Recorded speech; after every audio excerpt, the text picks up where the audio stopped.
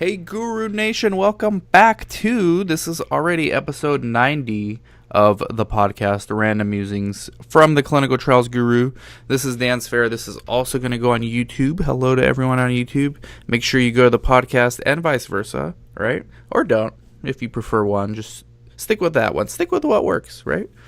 So I've got Joe Dustin, principal of Mobile Health Medidata. Hopefully I said that right, Joe. Yeah, you nailed it. Nice job. Excellent, man. So why don't you introduce yourself? Like, who are you? What do you do? How'd you get into this space? Just like a little Cliff Notes, Cliff Note bio. Sure. Well, thanks you for having me on. I've been following you for a long time, and this is actually the first time we've finally got a chance to talk. So I'm pretty excited to come join you and your audience. My name is Joe Dustin, and I'm the principal of Mobile Health at Medidata. Medidata is a now large software company in Manhattan that, if I was to give you the Cliff Notes summary, more than 50% of clinical trials started in the world today are running on the Medidata platform. And that means a lot of things. That means most of your people that view this podcast probably know what Medidata Rave is. Mm-hmm. You probably also use the Medidata sites Rave. and CRAs. Yep, that's one of the big ones, if not the biggest. So that's the thing that started Medidata, right? It was electronic data capture to capture data from sites to speed the time of running clinical trials, get better data faster, close the database, get the drug to market, right? Mm-hmm. I've been at Medidata for 10 years. I've been here since 2008. And in that time, the amount of growth we've seen has been insane. And I think that's a testament to that the technology works really well. We have the right people running the place. The innovation never dies. And we just keep having a good experience and good software that actually works, right? So in my mind, Medidata does way more than EDC. In fact, in the world of a coming world of eSource, as the process changes beyond what today people would consider normal EDC, that whole thing is changing. EDC, I would call it clinic. It's collecting clinic data, formerly known as EDC. There's a bunch of things coming in from a clinic that are not just being hand typed into a computer. There's labs. There's questionnaires from patients. There's diaries at home. There's mobile health wearable devices. There's could be some genomic data. There could be all kinds of stuff that are considered like a source of data. We're pulling that into a technology platform that pharma companies, biotechs, and CROs, and all the acronyms you can think of are all using to better conduct clinical trials, but also plan them in the front end, and then do things with the data on the other side to submit their data to FDA and do all the data management and biostats things they have to do, but then take that data and, in true machine learning fashion, feed that back to plan the next study and learn from. Right? That's the kind of stuff we're doing. It's I won't get into all of it, but EDC is by far the thing that started us, but it is by no means the only thing we're doing. And so I'm sure some of your audience sites and CRAs out there have used a number of different tools, and I focus on the mobile health side of the world, which is a bit of a growing area. So yeah, so tell me about that, because when I was coordinating, and this was, 7 years ago max. No, 5 years ago was the most recent time I was coordinating. And sometimes I would want to enter data or answer a query from my phone. And depending on, first of all, I didn't know if it was even allowed, but let's get besides that. I'm asking for a friend. Work in a browser, it's allowed. It is? Okay, good. So I would do it, but some of them would be extremely difficult, almost impossible, and others would be pleasant. And I don't remember the ones that were pleasant, but I remember the ones that were awful because I couldn't get my job done. But so mobile, I can only imagine going forward. I'm also a CRA, contract CRA. I moonlight. I have 1 gig. Okay, it's a small gig. Yeah. I still can't answer queries as a CRA from my mobile. I can't confirm a visit. There's certain things I can't do. I have to be at my desktop or my laptop. Yeah. So what's the future of this? I mean, I can only imagine that it's going to be mobile friendly for everything, right? Absolutely. So let me give you a little peek into the future. I will say the future is determined by a number of things. Determined by users standing up and saying we need new tools to do our job better. It's companies saying we need to change our business model in the way that we conduct the monitoring activities of a study. I'll get to that in a minute, and the fundamental shift in the CRO business model. And then being able to have technology that can just work anywhere. But what drives that, honestly, is you have people asking for it. But the thing that finally made it start to happen and actually have companies start to move and adopt was when the regulation changes. And when that happens, people move and say, oh, we have to be in compliance, which means we have to have new software, which means the software companies need to build the new software, which means all these things need to happen. So the whole idea of, you probably heard the buzzword risk-based monitoring. Oh, right? sure. Yeah, sure. People have many names for it. We call it strategic monitoring. Other companies call it intelligent monitoring. It's all basically the same thing. The ICH E6 guidance in the document, like literally ICH paragraph E line 6 or however it is, states all of the things that probably need to happen. And what we've done at Medidata is create this sort of strategic monitoring dashboard. So when the next time a monitor logs into the Medidata world, usually the first thing you see is Rave, right? EDC. That shouldn't matter anymore. The first thing you see is this new dashboard that shows you all your studies, all of your tasks and things you need to take care of, all of your issues that would typically be managed in a CTMS type system that is no longer in a monolithic old CTMS anymore. Issue management. You have things that the machine is finding for you as the CRA that you weren't necessarily looking for. Outliers. Blood pressures that are like conspicuously the same for like 7 patients in a row. Uh-oh. Right? I mean, that happens sometimes. Where in every other site, it's normal, or it's in normal range. We're looking for clusters of outliers to look for trends. So we're applying favorite a lot of numbers, machine learning. Site favorite numbers. Sure, right? Yeah.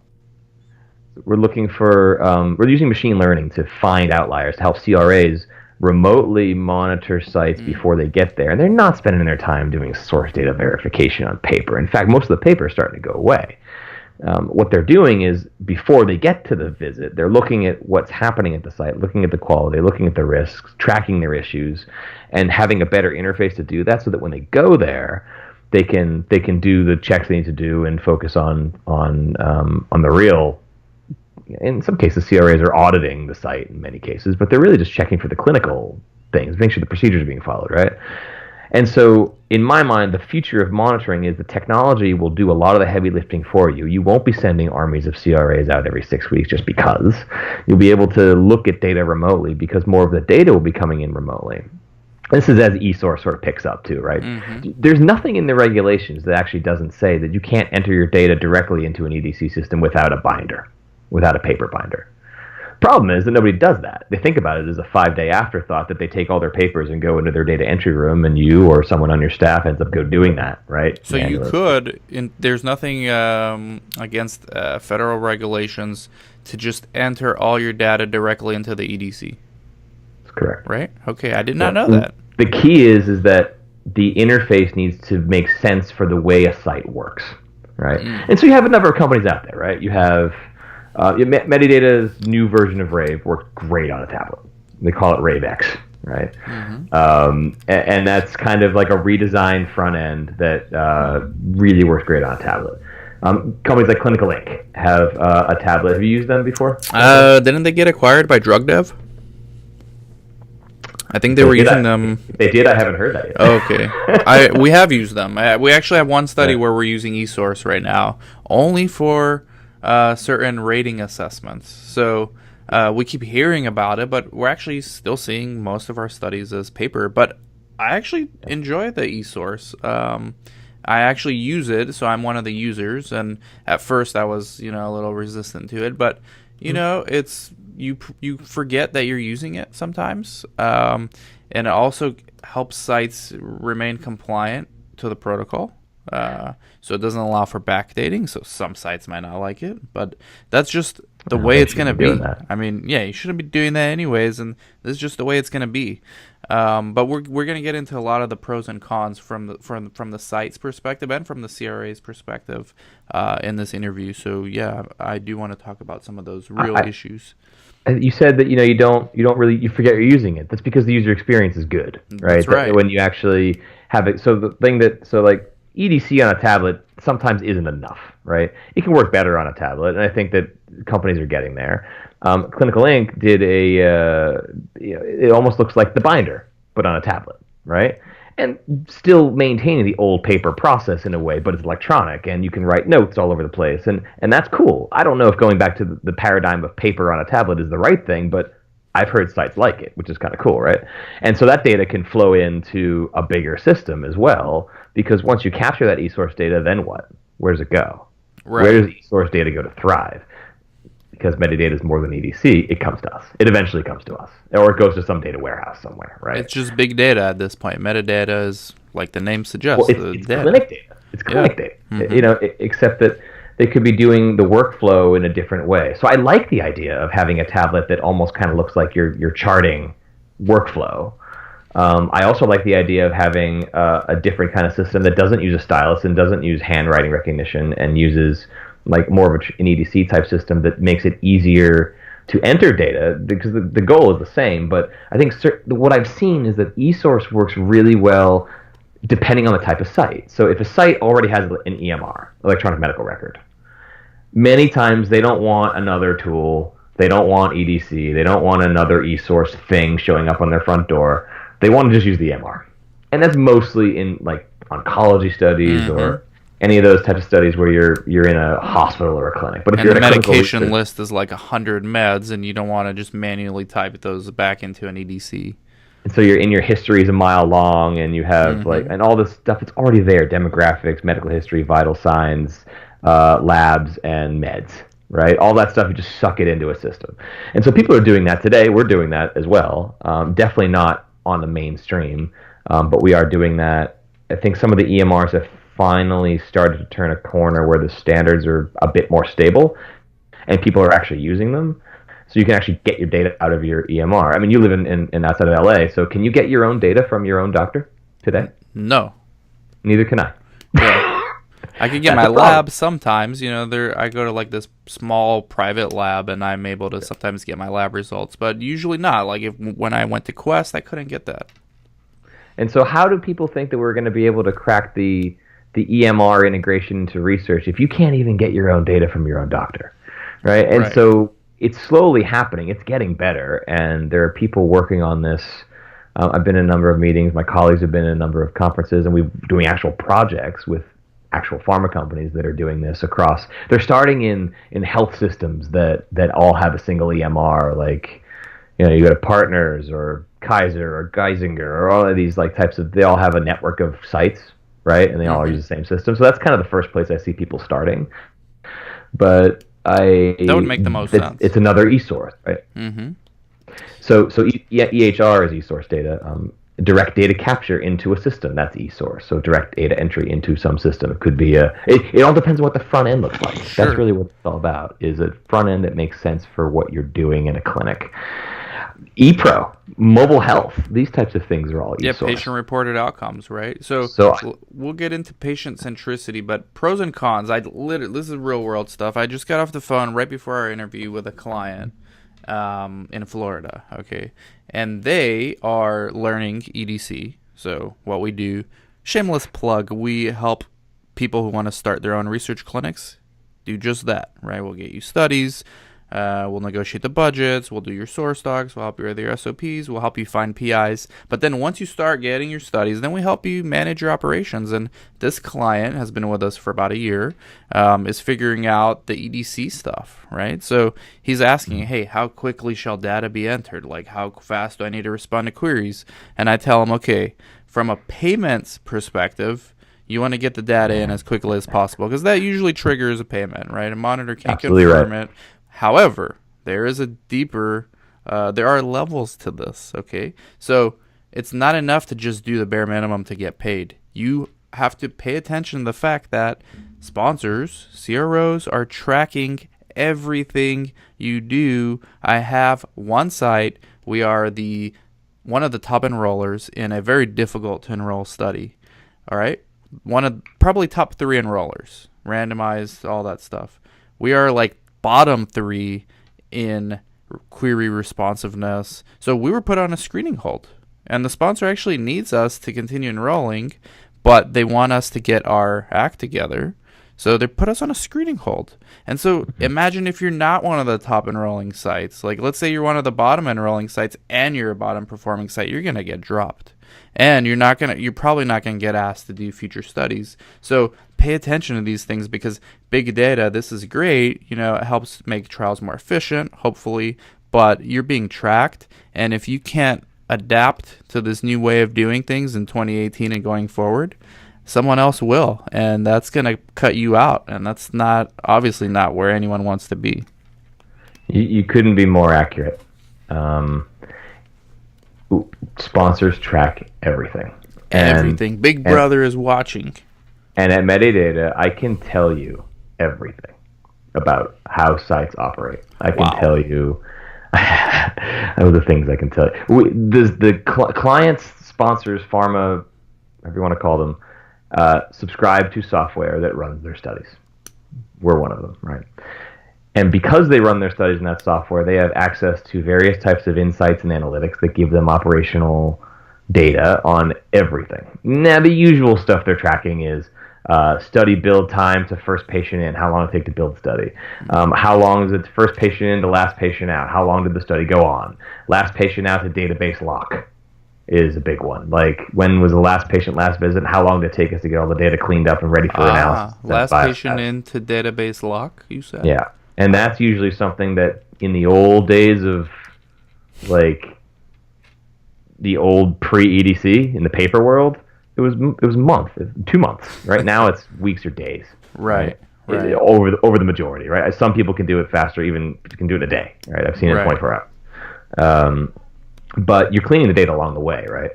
But the analytics that I'm also seeing are, who are the top enrolling sites? Who are the non-enrolling sites? Who are the sites that respond to queries the fastest? Who are the sponsors that are causing the most queries? Who are the sites?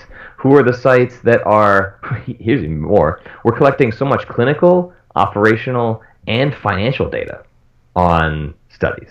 I can tell you which sites are the highest performers, but also the highest paid, and why are these sites the lowest performers, but we're paying them the most?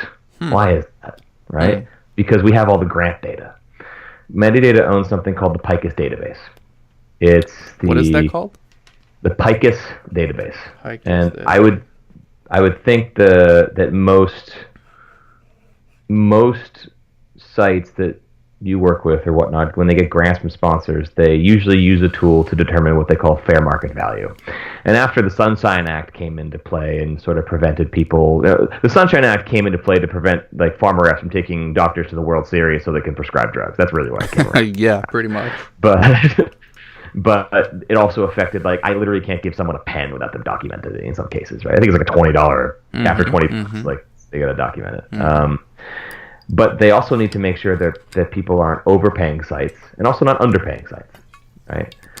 And it has to be within a fair market value. So these tools are out there to say, I can plop in everything from that protocol that you're going to get, and a site is going to review. We're also going to get the protocol, they're going to get a grant, offering, and they're going to have, it's going to be a couple things. It's going to be either procedures that are listed and what the cost of those procedures that they're willing to pay, or it's going to be a cost per patient or a cost per visit, or however, there's different ways to model it out, right? So I can tell you for what's the indication type study that you typically work with? Schizophrenia.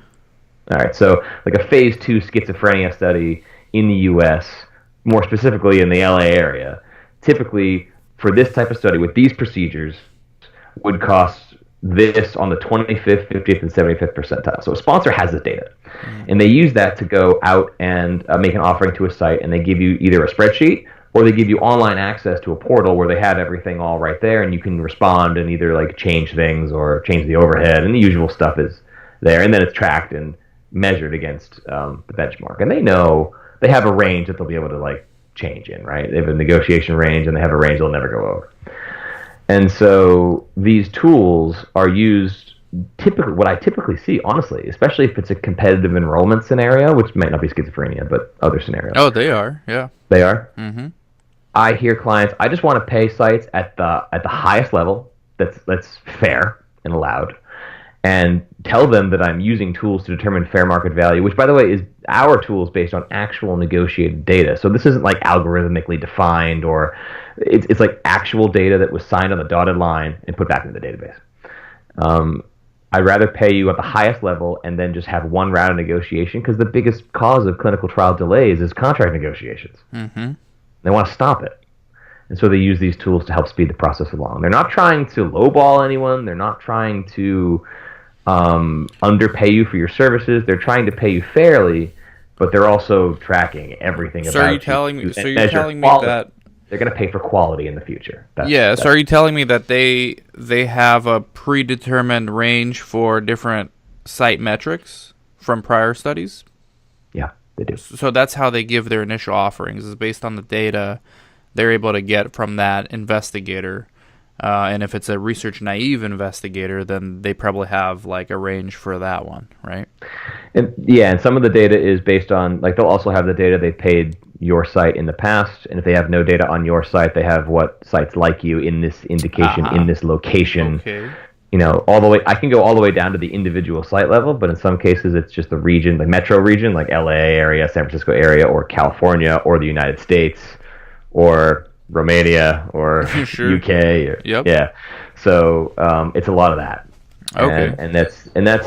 I don't think it's anything to be worried about. And usually in the grant, it'll say at the bottom, we are using this like third-party tool to determine fair market value, and in hopes that we don't go back and forth for weeks in grants. So you think a negotiation will eventually at the site level not be necessary, or because I think it's always going to be necessary. I think it's always going to be necessary. There's always going to be that. Do you ever buy anything off Craigslist for the price they put there? Right, yeah, so there's always going to be a range. Like, yeah, okay, well, this is what they say is the best, but you can probably get 20% more. Or there's always some place you can put the cost. Like, what we've found was overhead ranges drastically from site to site based on their overhead policy, right? So you can always get more negotiation. And so this is one of the services we offer our clients. So interesting that you guys have, and it's not just metadata studies that you have these metrics for, right? These analytics. It's all studies that opt into this. You said the PICUS, or what is it? It's called the PICUS database. The product name is called Medidata Grants Manager. Okay. And you're right. It's. I mean, the majority of the studies that go in there are people that are using the rest of the software at Medidata, but people that are not using, like Rave, for example, they're still using the tool to do their grants, and they're putting all the data back in there. So this is like Transcelerate for the vendors. Kind of. I don't know if I'd make the exact analogy, but okay. It's because Transcelerate is more about standards and operating procedures as opposed to they're not trying to standardize costing and commoditize it at all. They know the value of your services. They know that sponsors want to be the sponsor of choice, right? That's the big thing, and they know you need to make a profit. They know you need to make margin to run your business, but they also. The major reason they're doing it, in fact, most of the sponsors that I talk to are not doing it to cut costs. They're doing it to speed negotiations.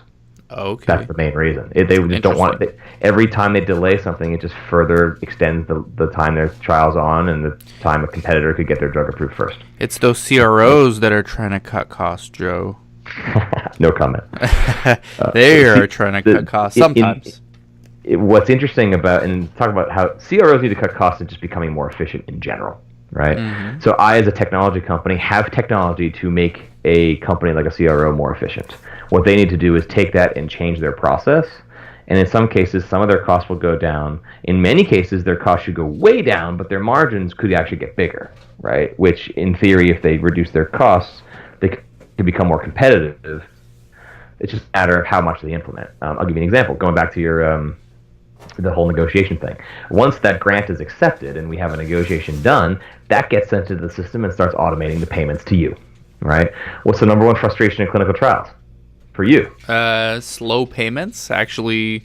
Low payments or incorrect payments? How about no payments? Monica, we're waiting. She's here doing some IP accountability, but she's one of the coordinators. She's been on this sponsor, which shall remain nameless.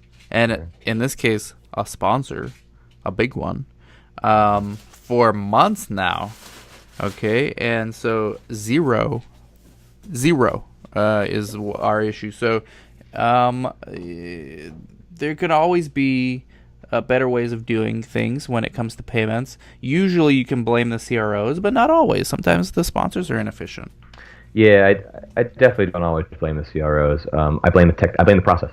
The process. You would not believe how many companies do a process that is completely manual and reconciling manual spreadsheets and sending it to 17 different steps before it ends up in someone to go cut a check. It is embarrassing in the world of direct deposits and mobile payments. You guys do payments, right?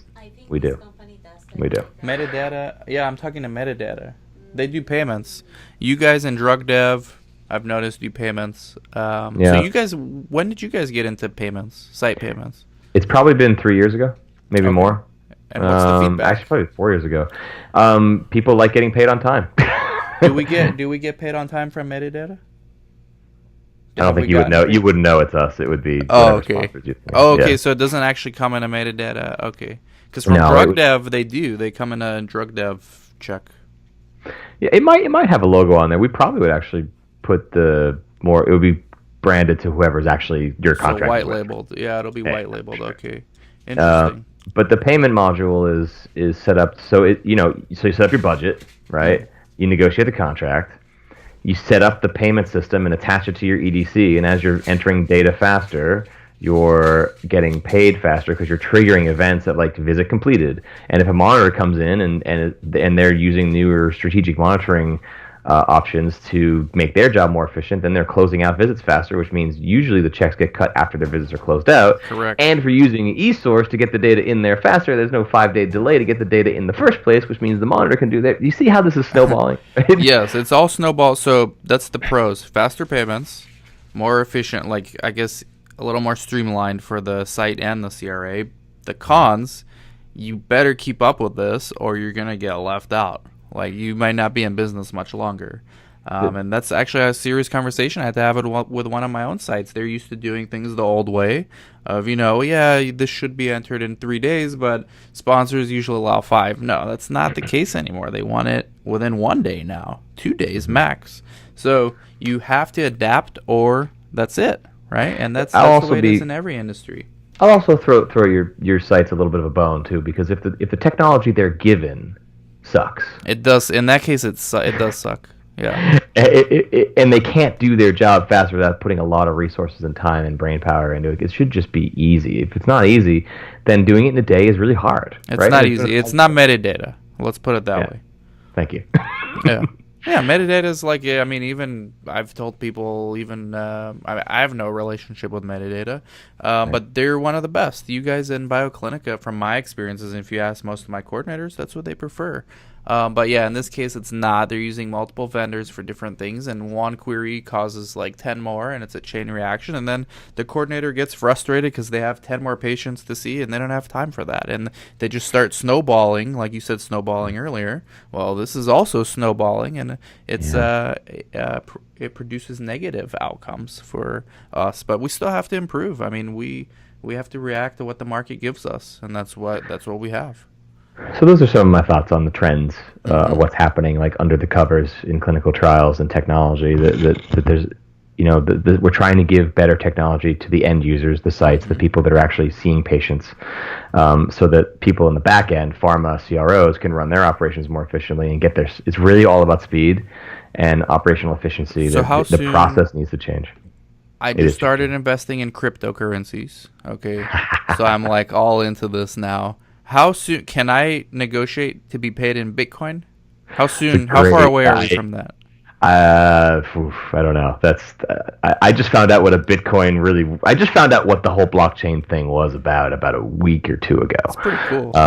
Actually, it was about a month ago when I first heard it. So, can you get paid in Bitcoin? Probably not anytime soon. Not anytime soon. Okay. No. Did you hear about the story about the guy who bought a Domino's pizza for like 10,000 Bitcoins? I heard that. Yeah, and someone bought a house here in California. Someone bought like a Tesla. So they're starting to make big price tag. He bought Domino's for 10,000 Bitcoins in 2010. You know how much that's worth now? That's worth a lot. 2010 Bitcoin was like $1. It's worth $53 million now. It's worth a lot. Wow. See, that's the kind of arbitrage I want. Yeah, right? So I'd get paid in Bitcoin now when it's 5,500, and they're predicting by 2020 it could be 50,000. So a couple things. It's hard to speculate on Bitcoin, right? But there's a few cool things to learn from the process. Number one, if you want to learn more about Bitcoin, there's a few websites out there. There's some of the exchanges like Coinbase and whatnot. I listen to podcasts just like you. There's a guy named, I see a book on your desk there, Kevin Rose, Tim Ferriss, Tools of Titans, great book. So one of Tim Ferriss's good buddies is a guy named Kevin Rose, who started the website dig.com. And he's a tech entrepreneur, lives in the back in the Bay Area now, but he's been getting into Bitcoin recently. So his latest podcast with his old buddy named Alex Albrecht used to do a podcast called Dig Nation, which is like Wayne's World for tech, basically. Two guys drinking beer, talking tech. They did a whole thing on Bitcoin, and they bought like a mine. They have a mine for Bitcoins, which means you have a little box in the back of your office just plugged into the internet, solving complex math problems and mining Bitcoins. That's how you make free Bitcoins. Right. And there's a whole process to it, but they explain like how it started and what they're doing now, and probably it takes about 8 months to kind of pay off what you invested in it in a way. And your utility bills. If I did that, my wife would be pissed. She pays the utility bills, and she'd be pissed. But the interesting thing about Bitcoin, like take the money part out of it, talk about the underlying technology of the blockchain and how that relates to healthcare and clinical research. I went to a conference called the Disruptive Innovations in Pharma Conference in Boston. That was at the beginning of September. Okay. Gosh, there's a conference every week, I feel like, right? I've started to go to the smaller conferences now that are more targeted, and there's some big name people that are doing really cool things, and you actually kind of can talk to them as opposed to DIA or SCDM or these bigger conferences. Bio, it's just massive. You just can't. It's just too overwhelming. But they're different reasons to go, different targets, right? But DPharma is all about this innovative stuff in digital health and pharma. DPharma, I gotta go. It's really cool. You should go. It's every year in Boston. So Munther Barra is a guy from Pfizer who kind of runs a lot of this. He's a big systems guy at Pfizer, and he's actually in the Boston area, and so they're running an event in the beginning of November at Pfizer on blockchain. It's Pfizer and Deloitte and IEEE, like the organization, are going to be doing this thing. Wow. And so he presented a whole thing at this DPharm conference on blockchain, and he just tried to like make it consumable by people, like normal people, us humans that don't understand crypto anything. Yep. And I don't know if I'm doing him justice here, but let me see if I can explain and reiterate what I think I learned. Blockchain in the healthcare world could mean that your health records would be truly owned by you. And if the health record systems and the underlying infrastructure that was running that is really just blockchain is really just an encrypted database, right? But every record would be protected and have to be authorized, and the entire chain of events that happen, the audit trail, if you will, is never deleted. It's immutable, which means you can't change anything, and it just always adds to the blockchain. So if I was to share my medical records with Dr. Smith, it would show that Joe Dustin's medical records were created and shared with him, but were created by this, Cedars-Sinai, and given to me at this date. And then I went and shared that to somebody else, and they can see it. But because I shared that in the blockchain world, like not only did I share it with Dr. Smith, but Cedars-Sinai and me got like a copy of that automatically because I already have access to it, and they all see now that Dr. Smith has access to it, and they trust that all. Interesting. Right, so it's like this trust chain as well. So everybody trusts each other. That now I have access to this. But I can only give them. Fascinating. I might also be able to give them access to just like one data point, right down to the data point level. It's not like you see these hacks that happen in Fax and Yahoo and all these other people, right? They crack some database, they get access to the whole thing, and they take it all. Right. You would have to crack every single individual record in the blockchain, which would be nearly impossible. So blockchain technology is just getting started. I mean, I can see 20 years from now this used in source data for research. Well, that's so if we're using the medical record system to illustrate that. Now turn to research. What happens if I want to take that data, and I now own my data, and when Apple comes out with whatever app they're trying to do to manage personal health records, because they've been quietly acquiring companies, they're going to have an ecosystem of apps to support and use that data that you're going to have now on your phone. And let's just say it's using blockchain technology, which, by the way, blockchain is not a product, it's not an app, it's an underlying thought process and infrastructure that like everyone is just going to have to use somehow, it's like ubiquitous, like email became, right? Or Amazon Web Services is running every website in the world, right? Right. And so if I want to enroll in a research study, I could bring my own data. Forget this EMR integration stuff. I'm just going to give you my data. It's trusted. It's accurate. It's the source. It's anonymous. And it's anonymous until I give you access. Right. And imagine me coming to a clinical trial and you have to go into an ECRF and fill out all the stuff in your screening visit, your demographics, vital signs, medical history, medications, stuff.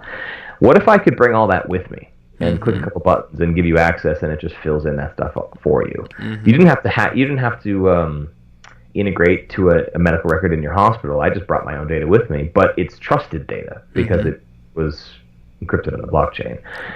And, so are we? And now I just share. Are we? Because we have a lot of CRAs watching, and we'll wrap up. This is a great. We'll do a part 2, maybe a future podcast. One for the CRAs that are worried. They're worried that technology is going to replace them. Obviously, no one can look 20 years out because that's way too far ahead. But next 10 years, maybe next 5, do you see the role of the CRA changing? Do you think their jobs are in jeopardy? What are your opinion, not metadata, just Joe's opinion? Sure. The role of the CRA has already changed. It will continue to change.